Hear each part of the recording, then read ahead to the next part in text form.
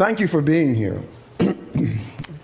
And I say thank you for being here because I was silent for 17 years.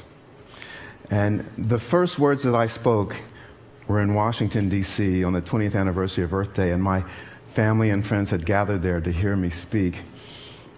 And I said, thank you for being here. My mother, out in the audience, she jumped up, hallelujah, Johnny's talking.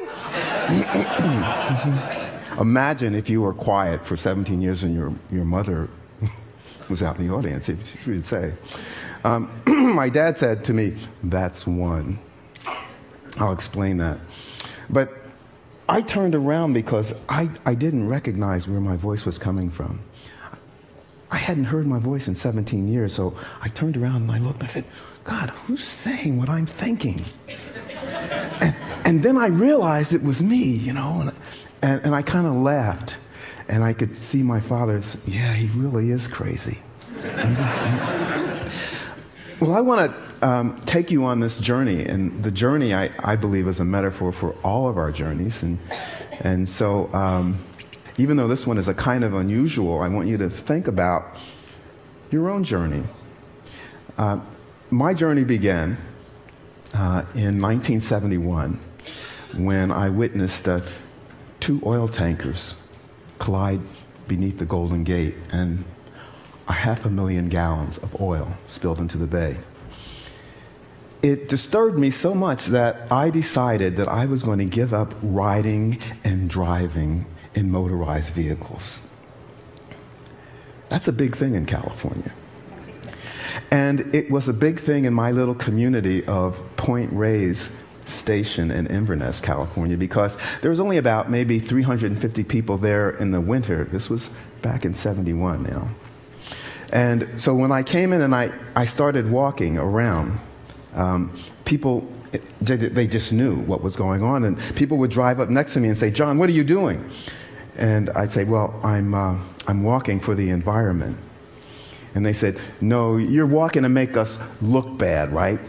You're walking to make us feel bad. And maybe there was some truth to that, because I thought that if I started walking, everyone would, follow. Because of the oil, everybody talked about the pollution.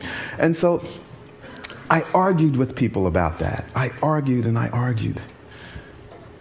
I called my parents up. I said, I've given up riding and driving in cars. My dad said, why didn't you do that when you were 16?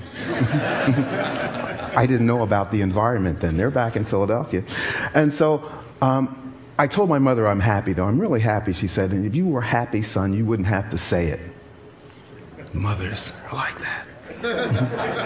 And so on my 27th birthday, I decided, because I argued so much and I talked so much, you see, that I was going to stop speaking for just one day, to give it a rest. And so I did. I got up in the morning and I didn't say a word. And I have to tell you, it was a very moving experience, because for the first time, I began listening in a long time.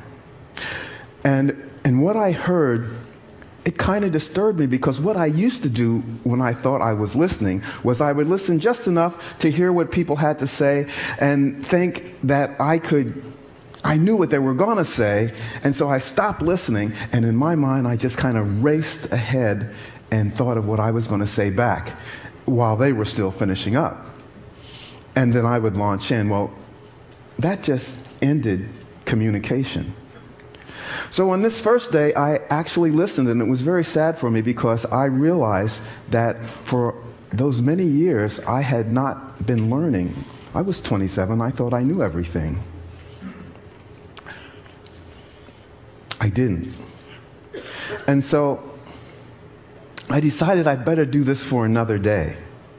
And another day, and another day, until finally I promised myself for a year I would keep quiet, because I started learning more and more, and I needed to learn more. So for a year I said I would keep quiet, and then on my birthday I would reassess what I had learned, and maybe I would talk again. Well, that lasted 17 years. Now, during that time, that 17 years, I walked and I played the banjo, and I painted, and I wrote in my journal, and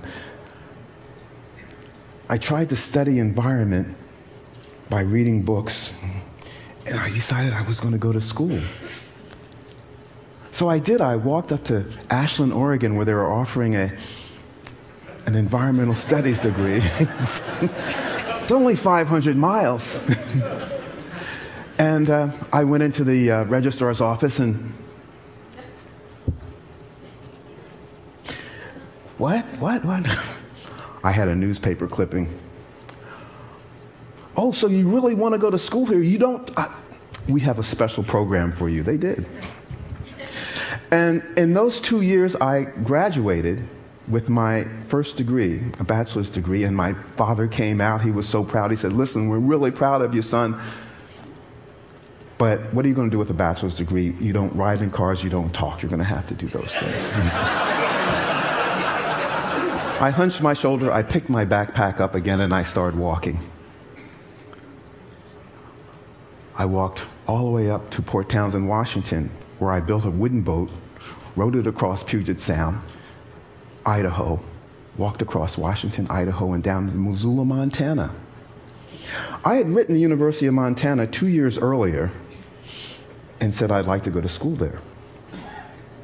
I said I'd be there in about 2 years. And I was there. I showed up at 2 years, and I tell this story because they really helped me. There's two stories in Montana. The first story is I didn't have any money. That's a sign I used a lot. And they said, oh, don't worry about that. The director of the program said, come back tomorrow. Gave me $150, and he said, register for one credit. You're going to go to South America, aren't you? And I said, rivers and lakes, the hydrological system, South America. So I did that. He came back, he said to me, he said, okay, John, now that you've registered for that one credit, you can have a key to an office, you can matriculate, you're matriculating, so you can use the library, and what we're going to do is we're going to have all of the professors allow you to go to class, they're going to save your grade, and when we figure out how to get you the rest of the money, then you can register for that class and they'll give you the grade. Wow, they don't do that in graduate schools, I don't think. But I use that story because they really wanted to help me. They saw that I was really interested in environment, and they really wanted to help me along the way. And during that time, I actually taught classes without speaking. And I had 13 students when I first walked into the class, and I explained with a friend who could interpret my sign language that I was John Francis. I was walking around the world. I didn't talk, and this is the last time this person's going to be here interpreting for me. All the students sat around and they went,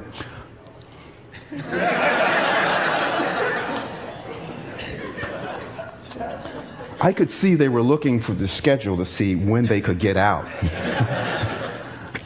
They had to take that class with me. 2 weeks later, everyone was trying to get into our class.